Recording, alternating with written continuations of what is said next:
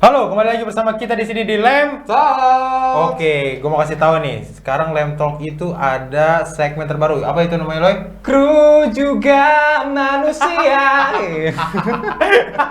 Oke, sebelumnya gue mau perkenalkan diri gue dulu. Nama gue Johan dan gue sebagai host di sini dan gue nggak sendiri. Yoi. Dan gue ditemenin oleh Aloy.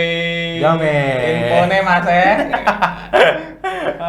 Oke, untuk pertama-tama gue mau memberikan beberapa pertanyaan nih ke si Aloy. Yoi. Loy, ada beberapa hal yang gue mau tanya ini Loy. Apa itu Jo? Sebelumnya, lu mau boleh nggak perlu perkenalkan diri lu dulu? Oh, perkenalan diri dulu. Baik untuk teman-teman. Ini sebutannya apa ini? Sebetulnya Lem Lovers. Lem lovers, anjay. Mantap. Dia ngeri-ngeri sedap. Gak apa-apa, ada editor kok. Iya. Halo Lem lovers, perkenalkan gua Aloy, biasa dipanggil Aloy sih. Nama lengkapnya Aloysius Gilang Triavianto. Ya kan? Berasal dari Surakarta atau Solo biasa dikenal, dan ini untuk tempat tinggalnya ada di wilayah Kartosuro gitu. Oke. Dia itu tuh spesifiknya di Kartosuro itu di sana ada internet. Ada dong. Masa tidak ada ya? Lu kira First impression lu pas pertama kali datang ke Jakarta gimana lu? Kagum dengan gedung-gedung tinggi. Asik. kan. Anyway, udah berapa lama nih lu tinggal di Jakarta nih? Pindah dari Surakarta. Sekitar 5 atau 6 bulan Oh, kalau. sekarang udah jago bahasa Jaksel dong berarti dong. Gila, gua anxiety banget, Bro. Parah gua. Gila, Parah. Gila, parah banget, parah. Asik banget, asik. Ngopi apa ngopi? Oke, baik. Ini pasti teman-teman yang lain pada penasaran nih. Ya. Sebenarnya dari kemarin tuh lu ada di frame, ada di YouTube kami nih. YouTube kita lah, Iya. bukan kami. Terusan lu orang eksternal. YouTube kita nih, lu nih apa sih posisinya di sini? Jadi Ini jabatan lu Ah. di Lem Entertainment ini apa sih? Jadi di sini gue megang desain, memegang bagian desain, baik itu dari desain untuk event dan juga desain untuk sosial media juga. Wih deh, gila. Kira-kira nih, lu bisa kasih contoh nggak? Apa sih yang lu kerjain nih di Lem? Kalau dari segi desain, gitu-gitu. Kalau untuk dari segi desain, gue bikin, kalau untuk event, gue bikin lower third, lalu frame. Mungkin untuk teman-teman yang baru tahu dunia live streaming. Jadi di live streaming itu, untuk bagian desainnya, pasti ada frame, lower third, lalu juga untuk beberapa bumper, baik bumper image ataupun bumper video. Jadi ada bumper image itu bentuknya berupa image yang dijadikan sebagai waiting room, biasanya di pembuka dari live streaming, biasanya ada bumper image. Lalu Kalau misalkan teman-teman pernah ikut Zoom, ya kan? Ya. Di meeting sama teman sama kantor gitu kan. Terus kalian ngelihat sebelum mulai acara tuh kalian Ada nunggu- flyer. Nah, Nah, gitu kan. flyer Kalau misalkan gitu. kalian nunggu di waiting room cuma ada tampilan hitam gitu kan nggak enak Yoi. kan. Nah, that's why kita kadang-kadang sediakan namanya flyer, yaitu Benar. dibuat oleh Mas Aloy. Yoi. Mas Aloy, gila, keren juga lu kalau misalkan lu bisa bikin tuh dari semua-muanya itu. Nah, kan eventnya banyak banget nih, Mas. Sekarang tuh lagi banyak-banyaknya event karena di masa pandemi juga. Iya, Ya kan, benar. orang masih jarang untuk mau ketemu, bener nggak? Ya. Bukan jarang mau ketemu, tapi ada kepentingan tertentu ya kan untuk Iya, ketemu. ketemu pun mungkin terbatas juga. Ya, terbatas juga. jumlahnya.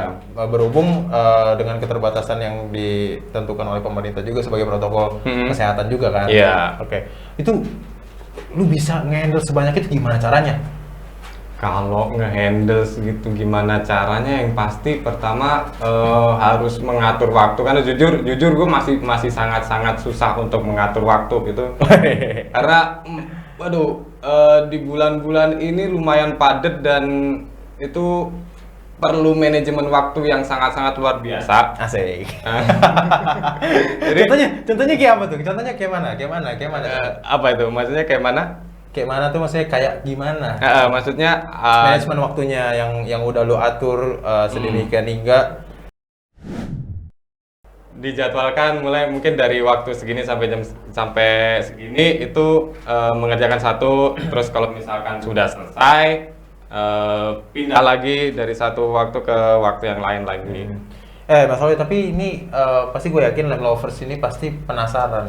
Lo ini berkutat di bidang desain ya. Ini nih emang lu punya background desain sebelumnya atau memang lu nih baru belajar atau gimana sih? Oke. Kalau untuk background sendiri gue sebelumnya itu berkuliah di Institut Seni Indonesia Surakarta. Mengambil program studi desain komunikasi visual. Gitu. Gimana tuh? Maksudnya sampai ke tahap lu sekarang hampir menguasai kan? Hampir menguasai di bidang pembuatan editing, editing video, video motion dan lain-lain itu awal mulanya seperti apa nih? Perjalanan lu dari nol sampai bisa sekarang. Jadi kalau dibilang misalkan kalau ngomongin spesifikasi lu di mana sih, sebenarnya gue tuh belum pernah memegang sama sekali untuk video editing ataupun video motion sebelumnya belum pernah, karena gue basic gue tuh sebenarnya ilustrator. Nah, soalnya dulu sempat bekerja di salah satu kantor penerbitan. Di situ gue ngurusin desain ilustrasi buku dan juga untuk sosial medianya juga. Jadi kalau diomongin spesifikasi sebenarnya gue ilustrator.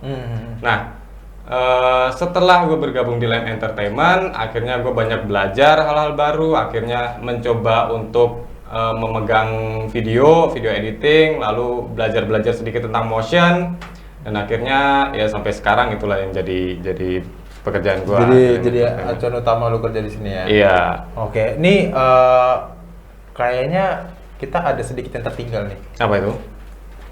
Kok lu bisa di LM Entertainment? Oh. Awal mulanya gimana nih? Kenapa bisa? Kok lu bisa dari Solo terus tiba-tiba ke Jakarta terus bisa gabung di LM Entertainment tuh? Itu storiesnya gimana gitu? Iya, jadi dulu setelah gua lulus dari ISI Surakarta itu selama 7 tahun berkuliah di sana ya, kurang lebih. Tadi dulu 7 tahun tuh, tadi dulu ya masih 7 tahun kan setahu saya normalnya kalau nggak salah 4 tahun. 4 tahun, harusnya ya? 4 tahun. Itu masih jadi donatur atau gimana? Menyumbang SPP terus, bayar. Oke, Mas, kalau boleh tahu nih Mas Roy dulu itu lulus tahun berapa sih? Jadi gue masuk 2014, lulusnya di 2020. Wow. Ya, iya, itulah kalau misalkan sayang sama kampus gitu ya, teman-teman. Ya itu bisa jadi alibi aja sih. Emang kurang aja. Emang kurang aja nilainya kurang. Otaknya emang kurang. Jadi alasan enggak sih cinta kampus saya. Enggak, emang kurang nilai ya. Jadi repeat.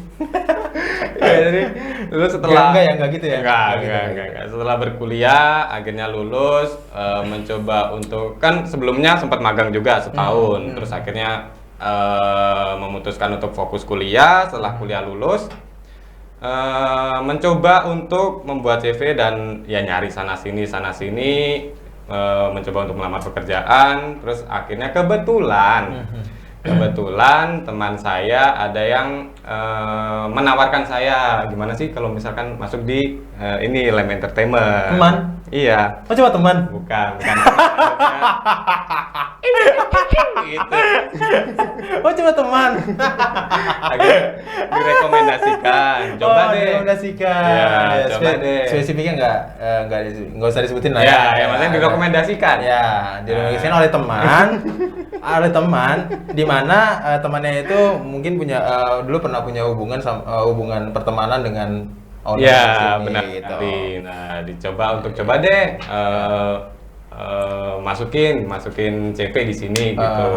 Ya udah, terus akhirnya ikut tes lah ya. Iya, ikut tes, wawancara dan ternyata cocok. Ya udah, akhirnya memutuskan untuk memberanikan diri untuk berangkat ke Jakarta. Itu naik apa Mas? Waktu itu Mas? Dulu naik kereta. Naik kereta? Dari Solo ke Jakarta. Dari Solo ke Jakarta? Berapa lama tuh perjalanan? Kurang lebih 9 jam sih. 9 jaman ya? 9 itu duduk 90 derajat tuh yang ekonomi ya? Begini. Gue pernah ngerasain 13 jam gue. Iya, murah ya guys ya. Yang penting murah. Jadi, terus kalau misalnya selama di Lem nih, experience lu udah kebangun seperti apa nih? Dari awal pertama kali sampai ke tahap lu sekarang sudah mulai membuat project-project yang bisa dibilang cukup besar sih. Iya. Jadi pertama kali masuk Lem jujur agak kaget. Agak kaget. Jujur kaget karena gue belum pernah sama sekali menangani atau menjadi orang di balik layar dari sebuah live streaming event. Jadi dulu tuh belum pernah ada bayangan live streaming itu kayak apa? Mungkin cuma ada bayangan kalau live streaming itu kayak live streamer game. Iya, paling cuma nonton doang. Kalau di frame, terus di frame-nya itu ada orang megang ada kamera gitu di pojok ya kan. Terus dia main game. Bener. Gitu, terus mengekspresikan. Bener. Nah, ternyata di live streaming itu ada banyak banget. Bisa dibilang mungkin kalau di game ya hanya sekedar itu ya, kamera lalu di bawah ada orangnya. Ternyata tidak sesempit itu, tidak sederhana itu, ada webinar dan lain sebagainya. Akhirnya ternyata live streaming bisa digunakan untuk beberapa jenis-jenis pertemuan atau event ya. Iya benar. Nah di situ gue mulai belajar gimana mengenal frame karena gue nggak tahu sama sekali zaman dulu itu ada namanya frame lower third. Gue taunya cuman ya ada bingkai, terus ada nama muncul cut gitu doang. Oh ya dulu nggak tahu nama-nama. Nggak tahu namanya istilahnya. Bahkan sempat di kampus pun, sometimes yang kayak gitu tuh nggak bisa kita pelajari di kampus. Nggak, karena kalau di kampus ya berkutatnya. Ya bagaimana cara membuat itu secara teknis sebenarnya. Bagaimana cara membuat itu secara teknis aja. Secara teknis dan penamaan tuh gue baru tahu di sini di Lem Entertainment. Awal-awal tuh gue bener-bener kaget, bahkan tidak hanya dari sisi desain ya, maksudnya dari alat-alat yang digunakan pun gue masih apaan nih, ini apa aja nih namanya capture card, sound card. Terus itu belum tahu sama sekali.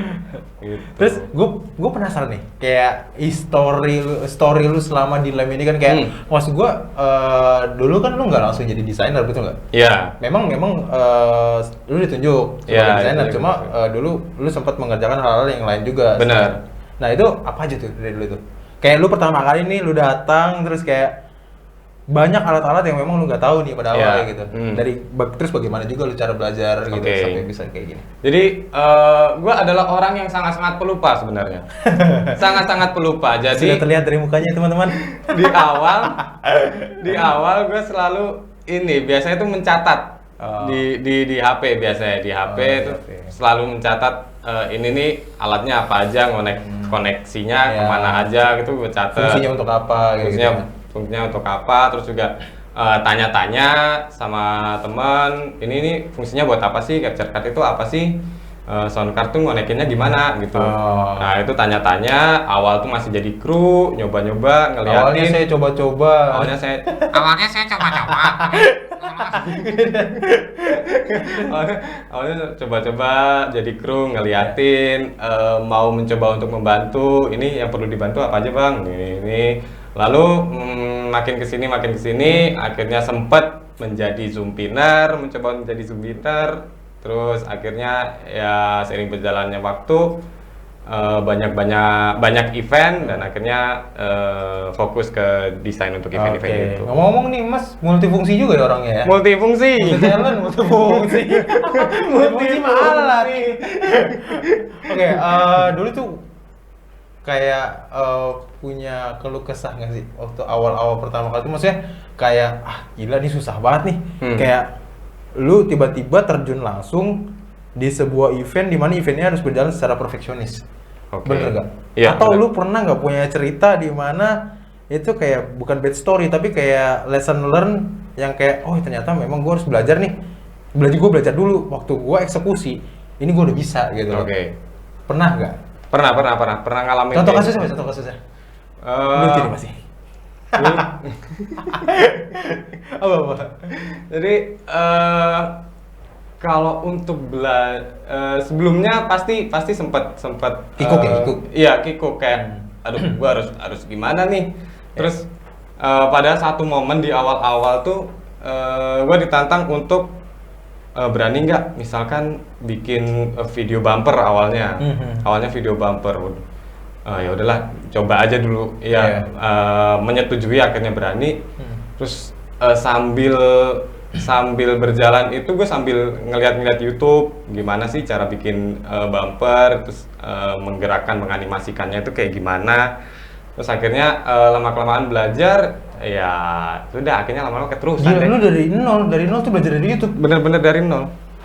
Dan itu cuma belajar dari YouTube dan cuma ya googling aja gitu. Iya, karena ya gue bilang tadi, gue tuh basicnya bukan seorang motion graphic. Iya.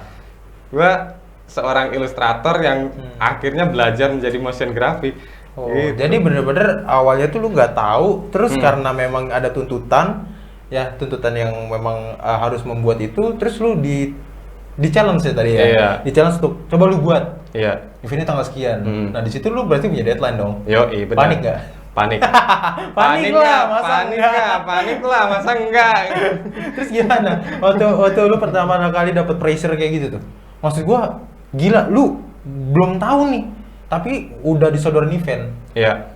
Lu belum tahu cara buatnya. Bahkan mungkin ya, gua nggak tahu. Mungkin lu toolsnya aja lu kayak harus cari dulu mana yang bagus. Iya. Terus toolsnya itu gimana cara pakainya, ya kan? Itu Benar. gimana tuh perasaan lu saat itu tuh? Di awal tuh karena kalau kita misalkan membuka sebuah software desain, baik itu untuk editing video, animasi ataupun hanya sekedar Corel atau AI atau Photoshop, pasti di situ banyak banget tools-toolsnya. Ya oke loh, gue mau nanya dulu. Lu kan belum pernah megang yang namanya video motion atau hal-hal yang berbau tentang live streaming nih. Iya. Tapi gimana caranya loh? Lu langsung dikasih event, langsung disuruh bertanggung jawab untuk pembuatan video tersebut atau pembuatan frame-frame dan aset-aset lainnya. Terus lu belajar di mana loh? Cara lu belajar tuh gimana? Sebenarnya kalau untuk belajarnya gue banyakin referensi, entah itu dari berbagai macam website desain dan lain sebagainya. Yang kedua juga gue belajar dari YouTube. Oh, dari YouTube? Dari YouTube. Gila. Beberapa video-video editing atau tutorial video editing juga kan ada, animasi juga ada, After Effects. Terus juga selain itu, jadi gue punya teman yang emang banyak mengerjakan video motion. Nah, gue sharing-sharing lah. Iya. Gitu. Tapi karena memang lu sudah punya background di bidang desain, jadi lu nggak usah maksudnya nggak terlalu sulit untuk nangkep itu ya? Iya, kalau atau masih benar-benar dapat kesulitan. Ini apa sih, gimana sih cara make ininya, cara toolsnya, bla bla bla, gue harus ngapain gitu. Ya, karena ya mungkin karena basic buat desain, jadi ya sudah sedikit paham tentang tools-toolsnya. Nah, kalau untuk gue beruntungnya di sini sebelum akhirnya dipasrahkan untuk beberapa event, mendesain beberapa event, gue dikasih pengetahuan dulu sebelumnya. Frame itu seperti apa, lower third itu seperti apa, kayak gini contoh-contohnya, kayak gitu. Nah, sebenarnya kalau jangankan video bumper dulu ya, maksudnya hal yang video gitu, berbau video. Frame pertama kali gue mengenal frame aja, dipasrahin aja gue kaget sebenarnya, karena oke lah, gue secara tampilan, secara visualnya tahu, tapi gue di bayangan gue kan pokoknya frame itu ya bingkai gitu kan, kayak ada foto ada bingkainya kayak gitu. Nah, tapi untuk komposisi terus apakah ini sudah sesuai belum ya kira-kira dengan event ataupun dengan kliennya seperti apa? Nah, itu tuh masih agak kaku di situ. Oh, dulu di awal-awal ya, karena satu lu tuh karena frame ini kan banyak fungsi ya, dalam arti kayak mungkin yang dulu lu tahu itu pembuatan poster di mana lu ya udah bikin satu tampilan di mana tampilan ini nanti akan dipost gitu kan. Nah, tapi kalau misalkan di frame ini lu memenuhi kebutuhan klien yang di mana kliennya mau gambar A, gambar B, gambar C ini dikolaborasikan di dalam satu gambar, di dalam satu frame. Nah, yang kedua, kebutuhan kedua, lu harus membuatkan sesuai dengan kalau di live streaming ini kita di operator ya, di ranah operator di mana kameranya, di mana letak-letak zoomnya, itu akan diletakkan ke dalam sebuah frame. Iya, benar. Nah, komunikasi itu lu bangun dengan seperti apa sih? Maksudnya lu harus sesuaikan dengan kemauan klien, dan maupun kalau misalnya lu kerjasama dengan operator-operator yang lainnya, kayak mereka tuh request, gue minta gini dong, terus lu komunikasikan ke kliennya mungkin berbeda atau bagaimana? Ya, jadi kalau untuk frame, dulu gue tanya dulu, maksudnya mereka butuhnya frame yang berapa orang dan sebagainya. Tapi kalau mulai sekarang sih berjalannya waktu udah maksudnya udah template, jadi pasti ada frame 1 orang, 2 orang, 3 orang, frame PPT dan sebagainya. Nah, Kalau untuk komunikasi ke klien, nah ini untuk teman-teman yang mungkin belum mengenal desain atau baru mengenal desain dan berkecimpung di sini. Di awal-awal kuliah juga gue juga merasakan bahwasannya di desain tuh gue harus nunjukin skill gue, nunjukin teknis gue, bagaimana menggambar atau membuat desain yang bagus, bagaimana pokoknya sama orang lain, sama teman-teman lain itu bagus-bagusan desain lah istilahnya. Wah ini bagus banget nih, buat tiruin lah. Gimana caranya biar jadi main gengsi-gengsian ya saat itu ya? Biar lebih expert nih dari dia gitu. Nah, tapi seiring berjalannya waktu, tidak hanya itu yang kita kejar, tapi juga dalam dunia pekerjaan khususnya komunikasi itu juga sangat diperlukan. Makanya akhirnya sekarang ada DKV, kan dulu desain grafis doang. Sekarang ada DKV, desain komunikasi visual. Nah, ada kata komunikasinya di situ. Bagaimana kita tidak hanya membuat desain, tapi kita juga bisa mengkomunikasikan desain yang kita buat kepada orang lain. Tetap harus punya soft skill ya. Hard skillnya memang bagaimana cara kita mendesain, bagaimana cara secara teknisnya, penggunaan tools dan lain-lain. Soft skillnya itu memang digunakan atau komunikasinya itu digunakan untuk bagaimana menginterpret bahasa si desain itu ke para klien. Benar gitu banget. Ya. Jadi memang bukan cuma hanya teknis, melainkan dari cara komunikasi kita harus tetap dikembangkan juga ya. Benar banget. Terus, Loy, gue penasaran Loy, selama lu di LEMS sampai sudah 5 bulan ini ya, hampir setengah tahun, Aloy berada di sini. Kira-kira suka dukanya gimana nih? Pertama sukanya dulu nih Loy. Sukanya itu gue banyak belajar hal baru, banyak bertemu orang-orang baru dari new channel juga kan? Ya, banyak belajar dari teman-teman baru. Kayak gue belajar dari lu, gue belajar dari teman-teman lain, Dede dan lain sebagainya. Gue belajar hal-hal baru, gue bisa mengenal orang-orang baru, mengenal karakteristik baru. Bahkan gue bisa ngobrol dengan klien, gimana sih cara menjelaskan ataupun berusaha untuk berkomunikasi dengan baik dengan klien itu seperti apa. Nah itu belajar hal-hal baru itu salah satu sukanya. Nah kalau dukanya, kalau ngomongin duka tuh kayak ini lebih ke arah, kalau saya lucu ya manusia ini. Agak unik emang. Jadi kalau ngomongin duka sih sebenarnya hampir nggak ada, karena apa ya, rasa lelah ataupun semua waktu yang gue kerahkan tuh bakal terselimut lah dengan ngobrol bareng sama teman-teman, ketemu orang baru. Jadi rasa lelah, rasa capek itu kayak terbayarkan dari mungkin lagi momen kerja terus ketemu teman, ya kan, terus bisa bertukar pikiran. Even nggak semua orang bisa terima itu dengan benar. Kan kadang-kadang kan orang itu kan cuma mau didengar kan. Kalau kita lagi ada masalah itu kadang-kadang cuma mau didengar gitu kan. Nggak mestinya kayak kalau yang udah kan kita curhat, terus kadang-kadang temen tuh kita dapat feedback yang memang berlawanan, kadang-kadang malah bikin down juga atau bikin kesel malah kan. Nah pada akhirnya jadi crash gitu kan. Nah tapi kalau misalnya lu pada akhirnya lu seneng ya, maksudnya lu bisa dapat temen yang bertukar pikiran, lalu ada yang maksudnya bisa membangun lah, maksudnya nggak bikin lu stres gitu kan. Maksudnya tidak hanya bertukar pikiran, sekedar untuk bercanda, akhirnya ngobrol ketawa gitu udah itu bisa bikin stress kita release lah. Stress release. Bisa mengurangi rasa pusing lah. Benar. Terus apa lagi nih selain teman yang bisa diajak bercanda, terus apa lagi nih? Apa ya? Ini bagian duka atau sukanya nih? Bagian suka atau dukanya nih? Suka dulu. Kita belum selesai dengan suka. Iya, sukanya ya itu belajar hal baru, akhirnya gue bisa mengenal video motion di sini, karena sebelumnya gue juga ya udah berada di posisi nyaman aja jadi seorang desainer dan ilustrator zaman dulu. Tapi hari Minggu gimana hari Minggu? Aduh, jangan ngobrolin kayak gitu dong, Bang. Saya masih kerja diteleponin orang. Iya, tiba-tiba handphonenya nggak aktif. Bisa gitu. Aduh. Ya pasti punya me time ya, Inggris ya. Karena Karena udah sekian hari kerja ya kan. Kadang lihat aja matanya kan. Sampai Mata saya. sering begadang sih Mas Alo ini sering begadang loh. Kantong mata Jadi, saya banyak punya kantong lembur, mata. banyak lembur. Jadi memang dalam sebuah pekerjaan itu memang tetap harus punya me time ya agar karena kan kita sometimes kita harus kasih self reward ya supaya untuk nextnya kita bisa bekerja lebih semangat lagi gitu kan. Terus sekarang dukanya nih.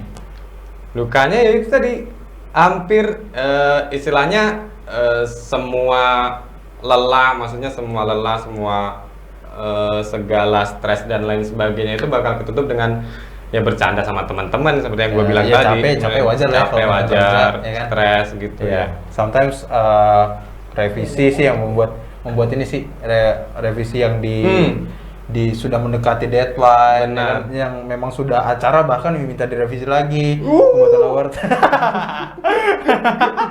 Itu dia. Lo gini Tadi ngomongin itu dia udah nggak bisa menjelaskan menggunakan suara ya, jadi saya yang mewakilkan aja. Jadi dia cuma bisa berekspresi. Iya, Kurang lebih seperti itulah tadi wajahnya. Coba di zoom aja ntar. aduh. Jadi itu dukanya ya. Terus ada lagi nggak duka?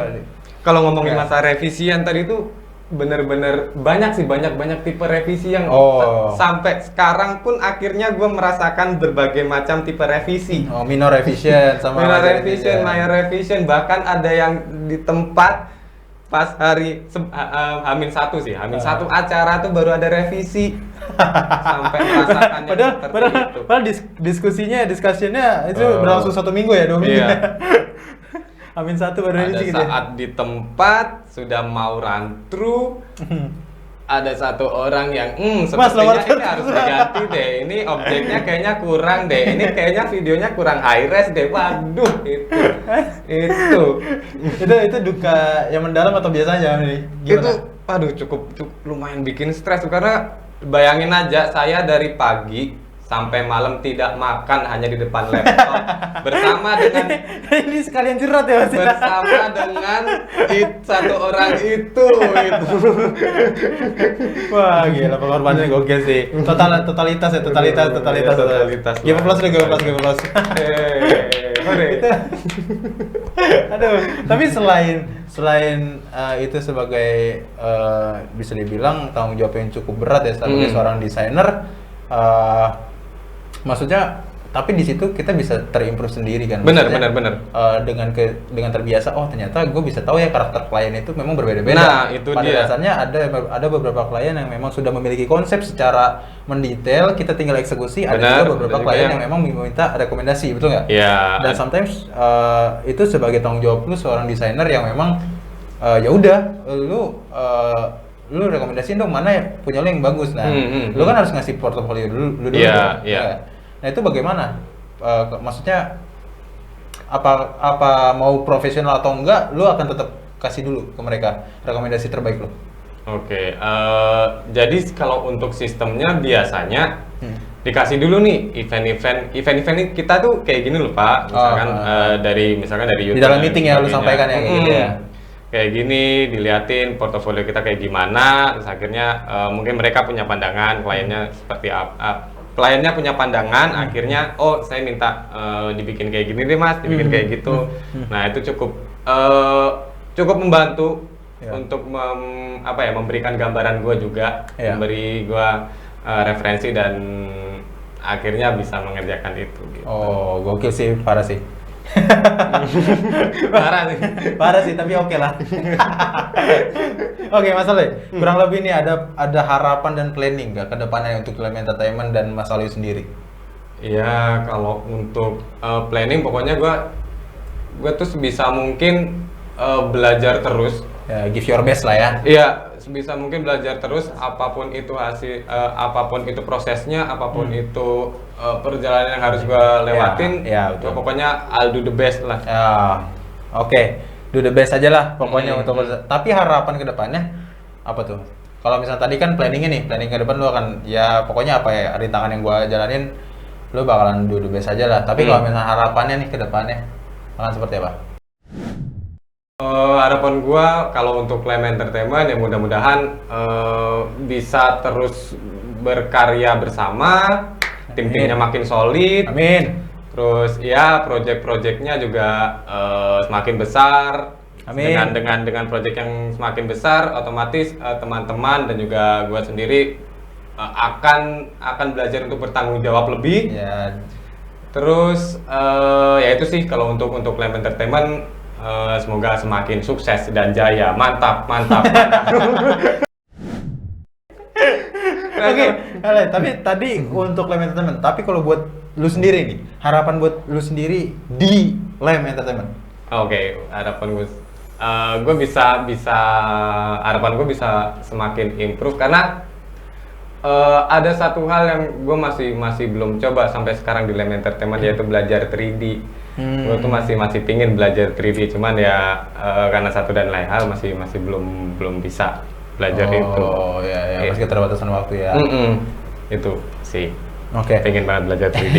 Tapi keren banget sih untuk perjalanan lu. Thank you banget udah di-share dari histori lu dari nol sampai ke tahap sekarang lu sudah megang beberapa project yang memang sifatnya cukup penting untuk Lem Entertainment dan cukup berbobot juga.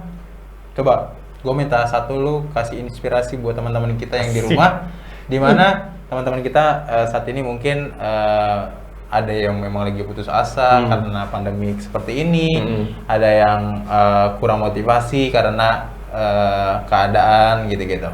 Ya. Bisa nggak kasih motivasi ke teman-teman kita? Asik, ini pertama kali nih gue kasih inspirasi.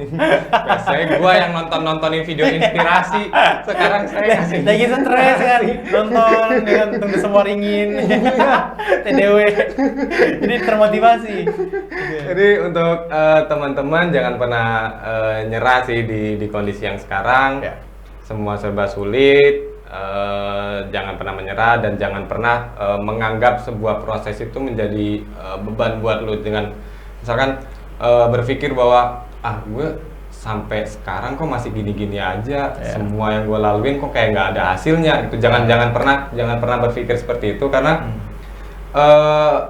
kalau kata pepatah kan bilang proses tidak akan mengkhianati hasil. Asik. Nah, jadi jangan pernah jangan pernah menganggap kalau proses yang lu lalui, yang lu jalanin selama ini nggak ada hasilnya sama sekali. Pasti ada. Dan gue pun merasakan di Lem Entertainment, bahkan sebelum masuk di Lem Entertainment pun gue ngerasain segala proses. Kalau misalkan lu emang niat dan emang ingin mencapai sesuatu, pasti bisa deh. Contohnya kuliah gue tuh dari awal sampai akhir tuh kalau emang gue nggak maksain dengan segala proses yang ada, nggak bakal selesai. 7 tahun men, 7 tahun tuh extend 3 tahun. 3 tahun. Extendnya 3 tahun bukan main. Parah. Orang tuh extend ya udah 2 semester, emang cuti kerja gitu. Ini kagak extend 3 tahun. Kalau bukan donatur apa itu namanya? Nah, itu kalau gue udah nyerah, gue udah udah banyak. Selain gue nyerah, akhirnya gue keluar dari kampus, banyak juga orang-orang yang gue kecewain pastinya. Nah, jadi jangan pernah nyerah, jangan pernah nganggep proses lu yang udah lu jalanin itu nggak ada hasilnya itu. Wah, gokil, keren banget sih. Thank you motivasinya. Merinding dia jadi. Enggak, dia mau merinding dia lebih ke arah jijik sih. Sama kata-katanya sendiri. Oke, teman-teman, terima kasih banyak semuanya Lem Lovers yang udah nonton dari awal sampai akhir. Jangan lupa di subscribe, di like, di komen, di apa? Dan hidupkan notifikasi loncengnya biar kalian terus dapat informasi baru dari Lem Entertainment. Terima kasih Lem Lovers semuanya. Jangan lupa yang lagi menunaikan ibadah puasa, semoga puasanya lancar sampai Lebaran. Amin. Ya, terima kasih semua. Dadah. See you.